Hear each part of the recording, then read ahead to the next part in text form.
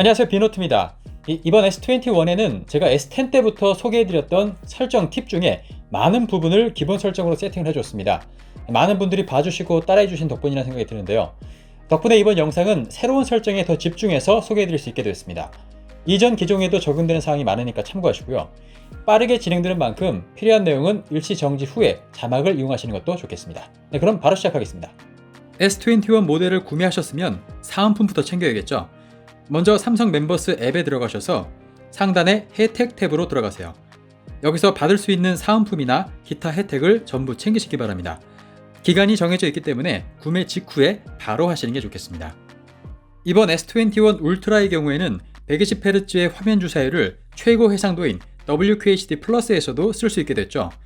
설정에 디스플레이, 화면 해상도에서 WQHD 플러스로 바꿔줄게요. 나는 FHD 플러스와 WQHD 플러스의 차이를 잘 모르겠다 하시는 분들은 배터리 절약을 위해서 FHD 플러스 설정으로 놔두시는 것도 좋겠습니다. 화면을 두 번 두드려서 깨우는 건 다 아는 기능일 텐데요. 이번에는 기본 홈 화면 빈 부분이나 잠금 화면을 두 번 두드려서 끄는 기능까지 추가되었습니다. 아주 편리하죠? 혹시 이 기능을 끄고 싶으신 분들은 설정에 유용한 기능, 모션 및 제스처에서 두 번 눌러 화면 끄기를 꺼주시면 됩니다. 삼성 인터넷 브라우저에 생긴 새로운 설정을 살펴보겠습니다. 먼저 웹페이지 번역 기능입니다. 브라우저 우측 하단에 3선을 눌러서 추가 기능으로 들어가세요. 여기 번역기 기능 보이죠? 눌러서 설치해 주시고요. 뒤로 가기로 나오신 다음 번역기 설정으로 들어가 주세요. 여기서 사용 중으로 바꾸신 다음에 추가 기능 설정에 가셔서 한국어를 포함한 원하시는 언어를 다운받으세요. 네, 다 됐습니다.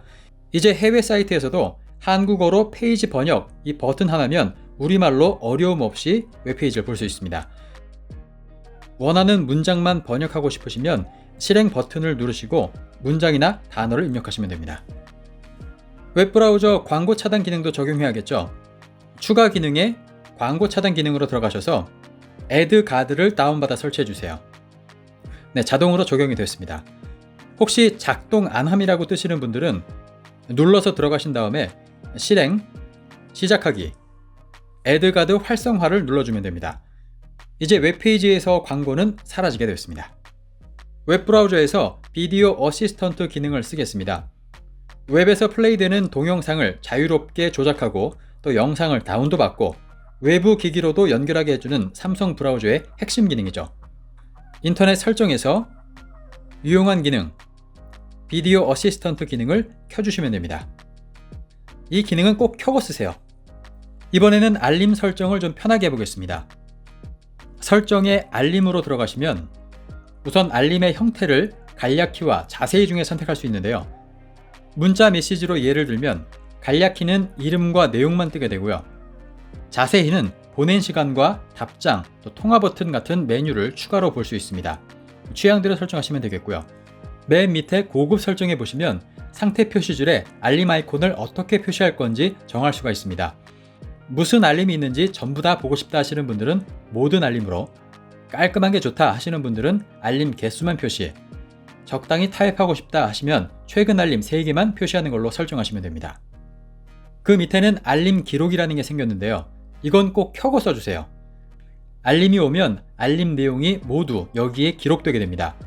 알림창에서 알림을 지워도 여기에는 계속 내용이 남아있는데요. 상대방이 카톡 메시지를 보냈다가 지워도 여기 알림에는 그대로 내용이 남아있어서 확인할 수 있고요. 실수로 중요한 알림을 확인 못하고 지워도 여기서 다시 확인할 수 있습니다. 유용한 기능인 만큼 보험처럼 꼭 켜두고 사용하시길 바랄게요. 그 밑에 플로팅 알림이란 건 알림이 왔을 때 보는 방식인데요. 버블 방식은 알림 아이콘과 내용이 함께 표시되고 클릭하면 팝업 윈도우로 전환되는데 귀여운 애니메이션까지 볼 수 있는 방식입니다.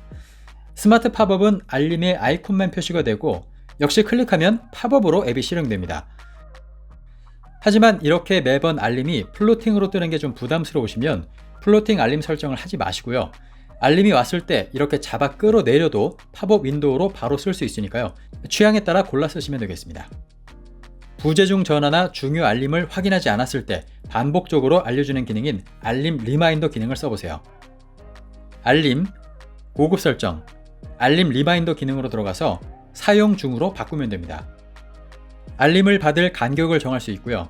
어떤 앱의 알림을 받을 건지 선택할 수도 있습니다. 저는 전화와 문자 메시지, 카카오톡을 설정해 놨습니다. 이제 부재중 전화를 확인하지 않으면 3분마다 알림이 오게 되겠죠. 코로나 관련 재난 문자 많이 받으시죠? 하지만 시도 때도 없이 울리는 시끄러운 소리가 좀 부담되신다면 설정으로 잠시 꺼두세요. 알림에 고급 설정, 무선 긴급 알림으로 들어가시면 긴급 재난 문자와 안전 재난 문자가 있는데요. 태풍이나 산불, 지진같이 자연재해에 대한 긴급 문자가 긴급 재난 문자고 코로나 관련 문자는 안전 안내 문자로 오게 됩니다. 둘 다 켜두시는 것이 가장 안전하겠지만 소음 때문에 잠시 꺼두셔야 한다면 선택적으로 꺼두시면 되겠죠. 상단 알림창에 퀵 패널들이 보이는데요. 중요한 퀵 패널이 밖으로 나와 있지 않아서 몇 개 더 꺼내 놓겠습니다.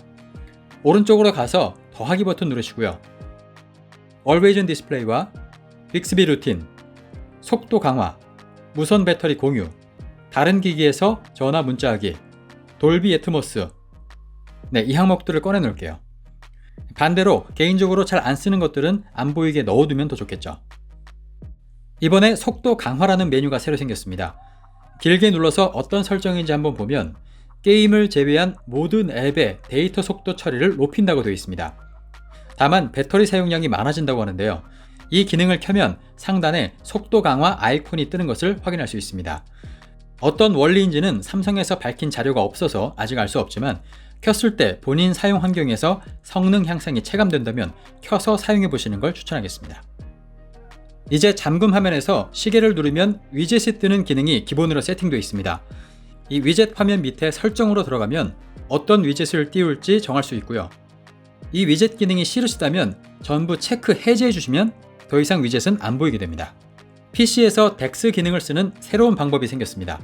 기존에는 삼성 DeX 프로그램을 설치한 뒤에 폰과 유선으로 연결을 해야 했지만 S21은 PC에서 DeX 프로그램을 실행시킨 뒤에 무선으로 연결이 가능합니다. 다만 컴퓨터와 S21이 같은 와이파이에 연결되어 있어야 된다고 합니다. PC의 키보드와 마우스를 그대로 이용하면서 PC 속에 작은 안드로이드 PC를 무선으로 쓸 수 있게 되었습니다. 전화통화 배경 화면을 마음대로 만들 수 있습니다. 전화가 오면 예쁜 배경 화면이 재생된다든지 내가 찍은 동영상이 재생되기도 할 수 있습니다. 설정 방법은 전화에서 점 3개, 설정, 통화 배경, 배경 화면으로 들어가세요. 기본 탑재되어 있는 동영상을 선택해도 되고요.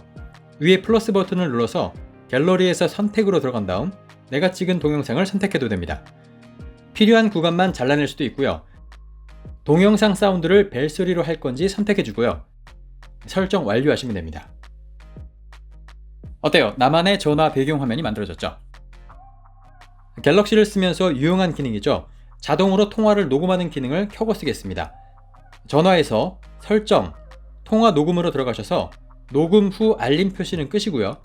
통화 자동 녹음은 켜주세요. 녹음한 파일은 바로 밑에서 확인할 수 있고요. 최근 통화 기록에서 마이크 모양의 아이콘을 클릭해서 확인할 수도 있습니다. 녹음 파일은 내장 메모리, 컬 폴더에 있으니까요. 필요하실 때 유용하게 쓰시기 바랍니다. 또 통화 설정에서 전화 알림 및 벨소리로 들어가셔서 전화 받을 때 진동을 켜주세요. 이렇게 하면 상대방이 전화를 받을 때 진동으로도 알려주니까 받는 순간을 손의 감각으로도 바로 할 수 있습니다. 그 밖에도 전화 받고 끊기에 이 4가지 설정은 취향대로 설정해주세요. 저는 다 꺼놨습니다. 혹시 깜빡하고 통화 중 대기 서비스 신청을 안 해놓으신 분들 있나요? 그렇다면 통화 설정에 부가 서비스로 들어가셔서 통화 중 대기를 누르세요. 여기서 켜기를 누르시고요. 통화 연결을 하세요. 그럼 무료 부가 서비스인 통화 중 대기 서비스가 신청이 되고 신청 완료 문자가 바로 날아옵니다.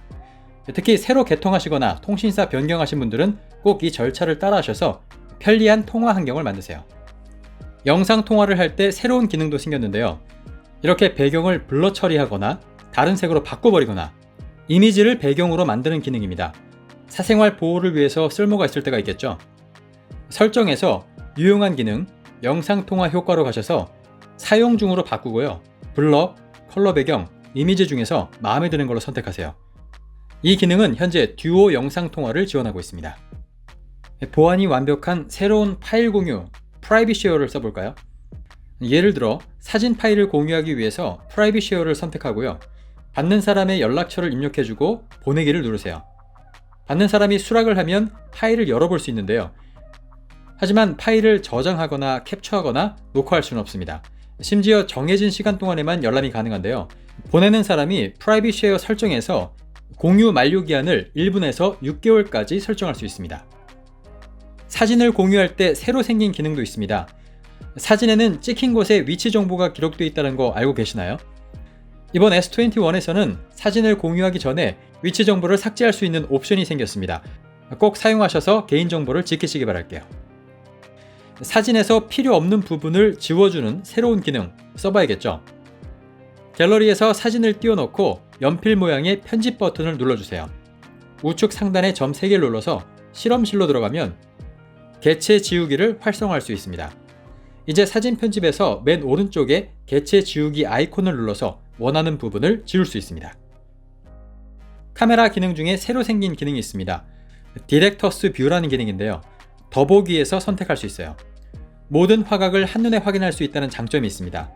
하지만 녹화를 하면 선택된 하나의 화각만 녹화된다는 점은 참고하시기 바라겠습니다.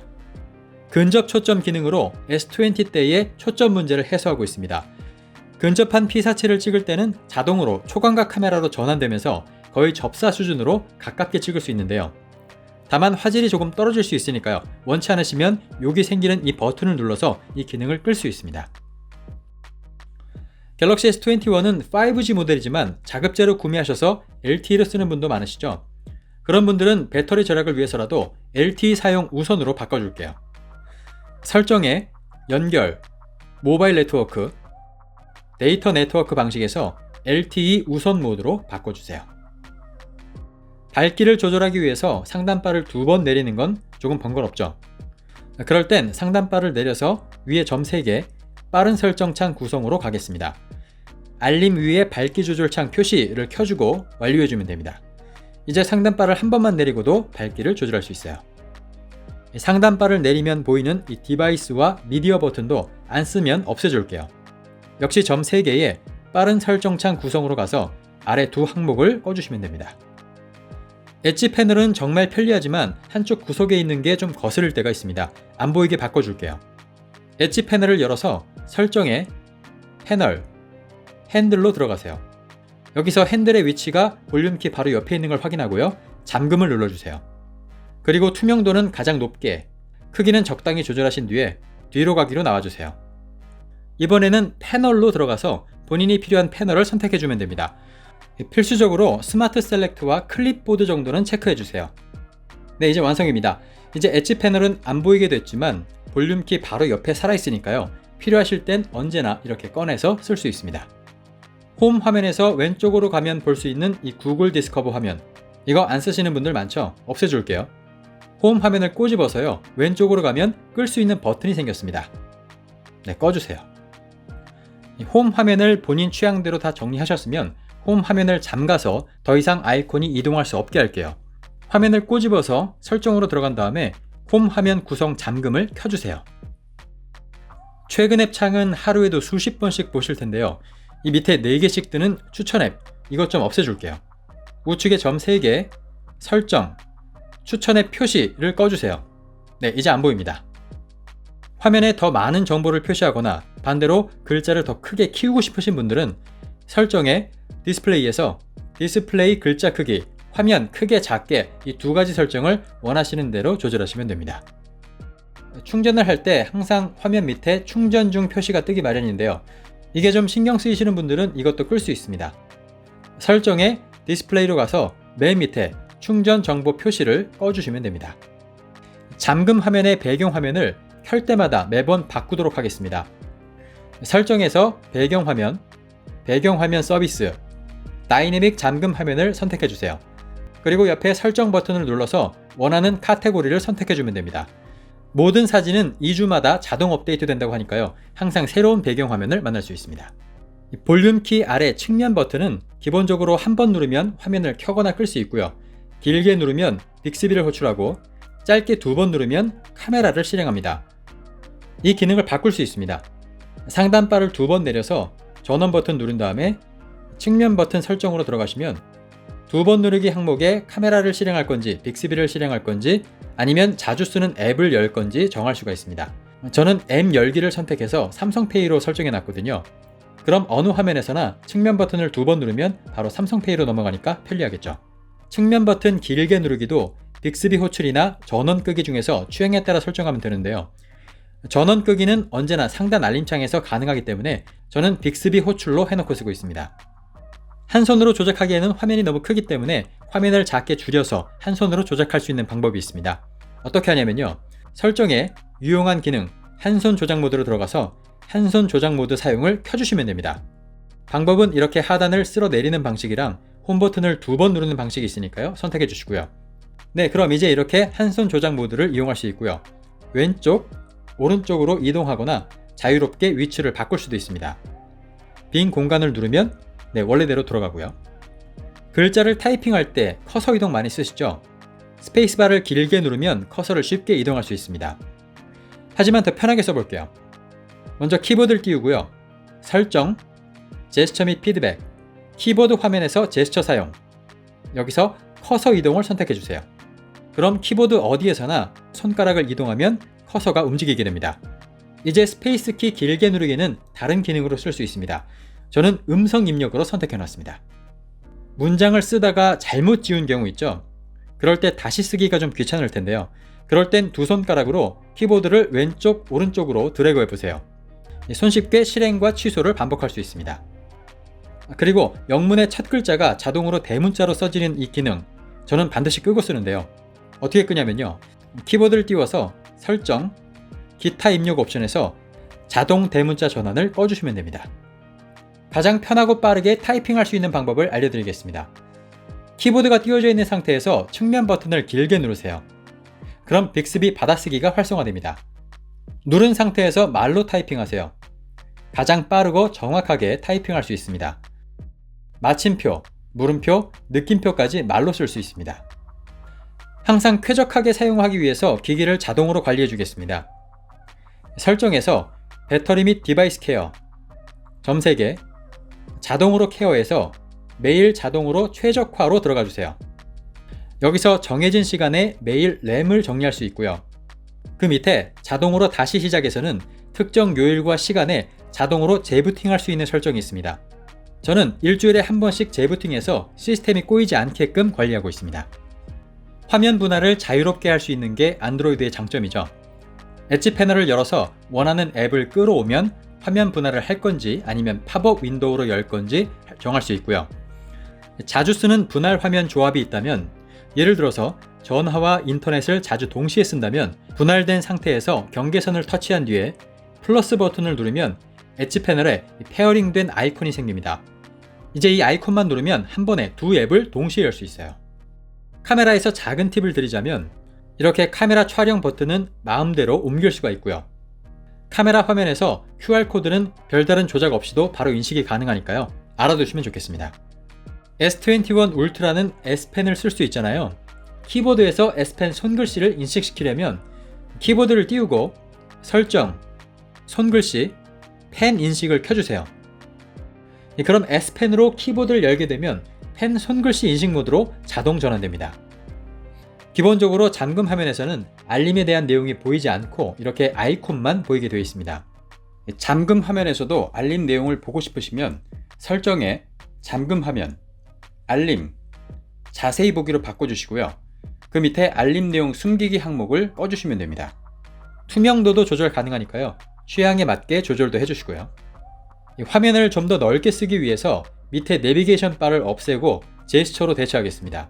설정에 디스플레이, 내비게이션 바, 스와이프 제스처를 선택하시고 그 밑에 옵션 더보기, 아래에서 위로와 여러 방향으로 중 원하는 걸로 선택하면 되는데요. 아래에서 위로 제스처는 왼쪽은 최근 앱, 가운데는 홈으로, 오른쪽은 뒤로 가기로 작동하는 거고요. 여러 방향으로는 위로 쓸어 올리면 홈으로, 위로 쓸어 올려서 멈추면 최근 앱, 양 옆에서 이렇게 쓸어 오면 뒤로 가기입니다. 편한 방법으로 선택해 주시고요. 화면 아래 이 선도 없애기 위해서 제스처 힌트도 꺼주세요. 그 밑에 있는 키보드 숨기기 버튼 표시는 취향에 따라서 켜고 끄시면 되는데요. 켜놓으시면 키보드 하단에 이 여분의 공간이 생기면서 키보드를 숨길 수 있는 버튼이 생기게 되고요.